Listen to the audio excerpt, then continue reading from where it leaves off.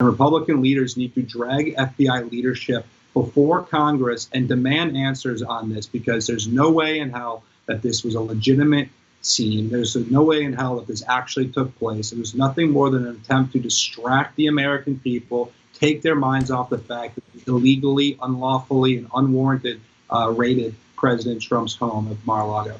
Okay, so first I'd like to admit that I was somebody who was a bit skeptical of the salience of this latest Trump legal imbroglio, right? I remember the Southern District opened a case, and there was the freaking Mueller report, and this and that, and there's always this old Trump is finally going down type of atmosphere over all of these investigations, and nothing ever really comes of it. He seems to be Teflon. This latest FBI raid of his property in Florida at the Mar-a-Lago estate was no different at first. I was like, what is this about? They're collecting documents. This seems like a more of a nothing burger like the rest of the stuff. However, the past week has absolutely changed my mind about how important this raid is because of the collective right-wing freakout that is happening in the media.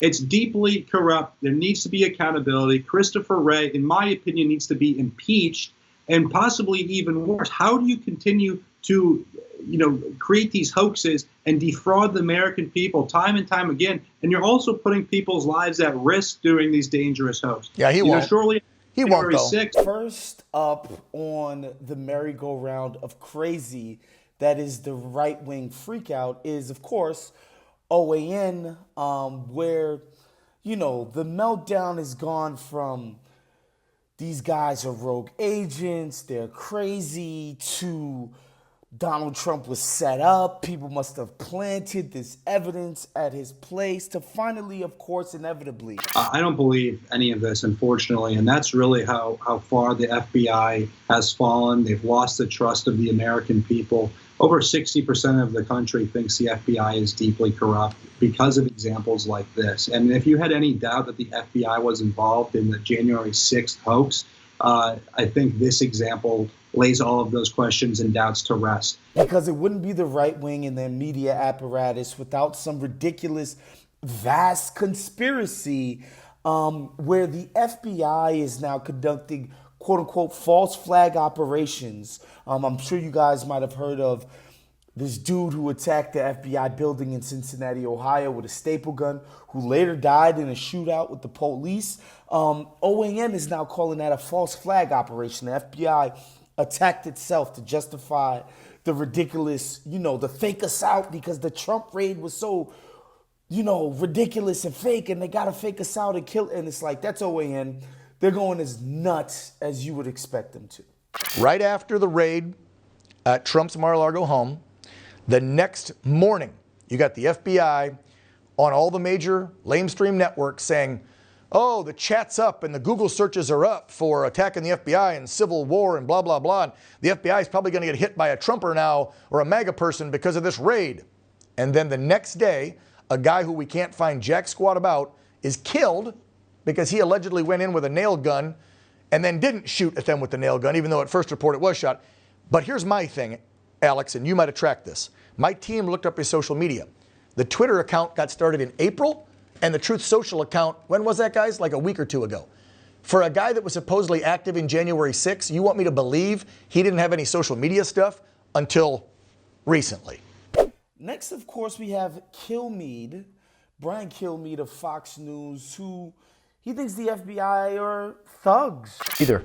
The FBI has been acting like a bunch of thugs. I don't know if they're direct or they're just doing it on their own in a clear attempt to intimidate Republicans. But he'd like to see the FBI, the GOP, drag the FBI leaders in front of Congress and have them come to account, right? These guys are thugs, and they need to be dealt with by the GOP. Never mind that, we can't keep the argument straight. The FBI is conducting a quote-unquote war on Trumpism. Where's the McCarthy raid? Where's the Marjorie Taylor Greene raid? Hell, where's the Mitch McConnell raid? If this is some war on Trumpism, this idea that Trump is some separate entity from the GOP overall is ridiculous. There's no basis in truth in that. GOP and Trump are one and the same. So the idea that they could be at war with Trump and not the the larger GOP apparatus is ridiculous and stupid. And how basically Kilmeade backs up his claim. The only proof that he offers, of course, is that the FBI is not investigating the Bidens, the Clintons, the Obamas, the Pelosi's, et cetera, et cetera, et cetera. To see that lets the Bidens, the Clintons, the Obamas, the Pelosi's slide by. Now this week, I will say this, the only kernel of truth or legitimacy to what this guy's saying, I would love to see the feds, the SEC, the powers that be investigate all of these politicians, especially on a national level, for some of the corruption. The idea that Nancy Pelosi, and again, that's on both parties, the idea that somebody like Nancy Pelosi and her husband can consistently just kick the market's ass in their investments and stocks and their ability to make money, and has nothing to do with her connections at the helm of the federal government is absurd to me. And I'm sure there's plenty of politicians getting away with that level of base corruption that, let's face it, does not allow them to do their jobs as civil servants, people who work for us. And let me be clear, I'm not somebody who's throwing a pity party for the FBI. I think the FBI's credibility has been shot for years, decades even. Okay, their record on some of the quote-unquote terrorists that they've rounded up, basically cultivated people into being terrorists and call themselves heroes for doing it, like basically terrorism, entrapment. Like, I'm not somebody who has any illusions about the sanctity of the FBI. However, Donald Trump is clearly just the most corrupt and just ridiculous politician that we've had in a while. He's sloppy, he's stupid, and just doesn't get how to play the game. And so the FBI is spanking him for it. But again, I'm under no illusions that the FBI is some great institution.